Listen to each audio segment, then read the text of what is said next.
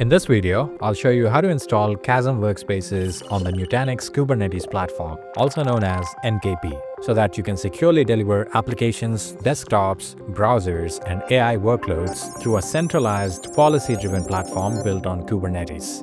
I'll also demonstrate launching both a container-based Linux session and a Windows desktop session once the deployment is up and running. It's worth noting that Kasm is Nutanix Ready validated for NKP, confirming seamless integration and compatibility with Nutanix cloud-native infrastructure. This means you can confidently deploy Kasm on NKP, knowing the two platforms have been tested and certified to work together. By the end of this video, you'll have a fully operational Kasm deployment running on NKP with agents configured and sessions launching successfully. So this right here is my NKP deployment, which I already stood up locally.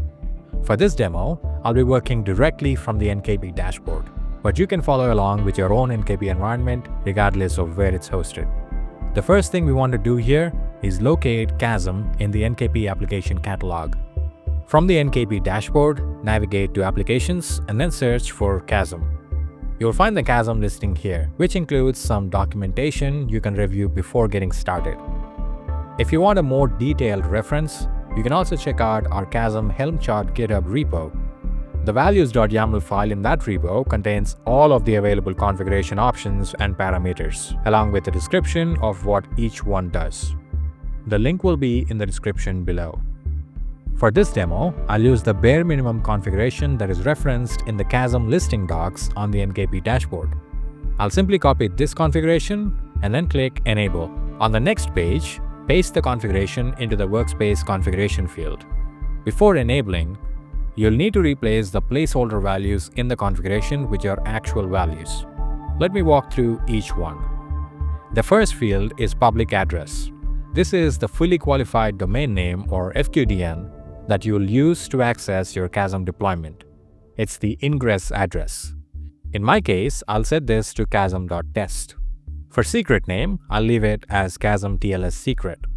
I'll leave enabled set to true and add wildcard set to true as well. Next is the issuer name. I'll use the default issuer provided by NKP. To retrieve it, I'll run a kubectl command against the kubeconfig file for my NKP management cluster. Yours will be named differently from mine. As you can see, the default issuer is Commander CA. I'll copy that and paste it into the issuer name field in my configuration. For the issuer kind, I'll run one more kubectl command to describe the cluster issuer and then pull the kind value from the output. I'll take the kind value from that output and paste it into the issuer kind field. And that's it. This is all that's required for a bare minimum Kasm deployment on NKP. If you need to configure additional options, you can pass those in here as well, based on the values.yaml file in our Helm chart GitHub repo. Now I'll go ahead and click Enable. This will kick off the installation of Kasm Workspaces on your NKP cluster. This may take several minutes depending on your network and cluster resources, so we'll give it some time. Alright, once enough time has passed, let's verify the deployment. To check the status of the Kasm pods, I'll run the following kubectl command to filter for all Kasm-related pods in the cluster. As you can see, most of the Kasm pods are in a running state. The one exception is the RDP gateway. In my case, this pod is still starting up because my NKP cluster is fairly resource constrained. This pod is simply taking a bit longer to schedule. This is not a Kasm issue, it's purely a function of the available cluster resources. So just give it some time and this pod will come online eventually. Next, let's verify the Ingress resource that was created for our Kasm deployment. As you can see, the Ingress resource is assigned the host name that we specified in the configuration, kasm.test in my case, along with the IP address of the resource. Before you can access Kasm, you'll need to map this IP address to your Kasm FQDN. For this demo, I've already added the mapping to my etc/hosts file.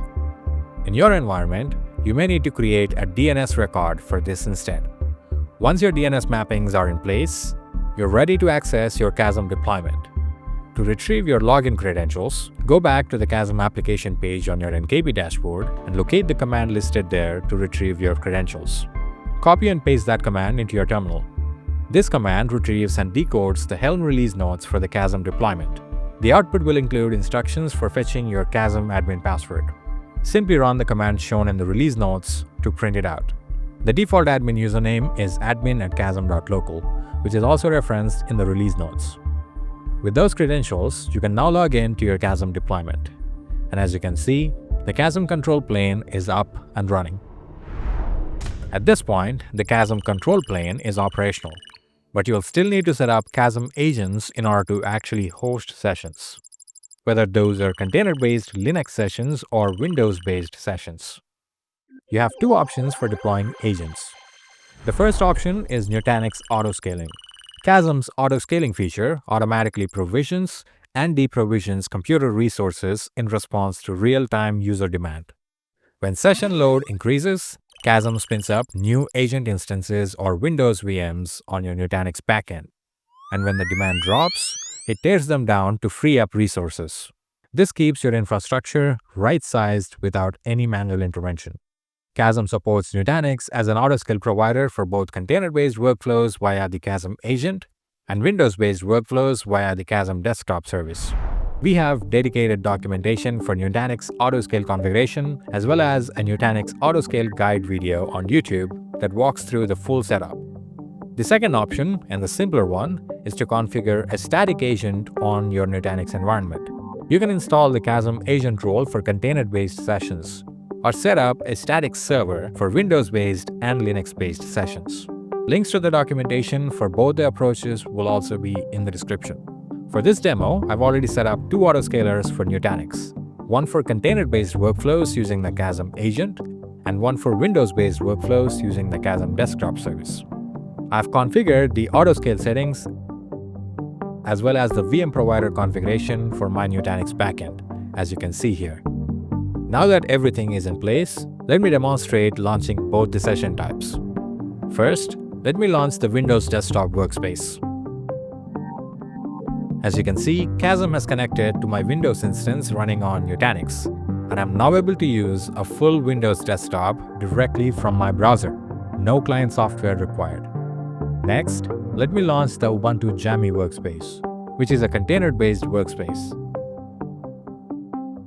And as you can see, Kasm spins up a new container on the Kasm agent, and I can access it directly from my web browser.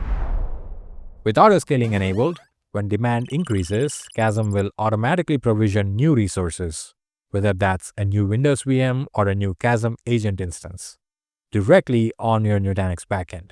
And when demand drops, those resources are deprovisioned automatically. And that's it.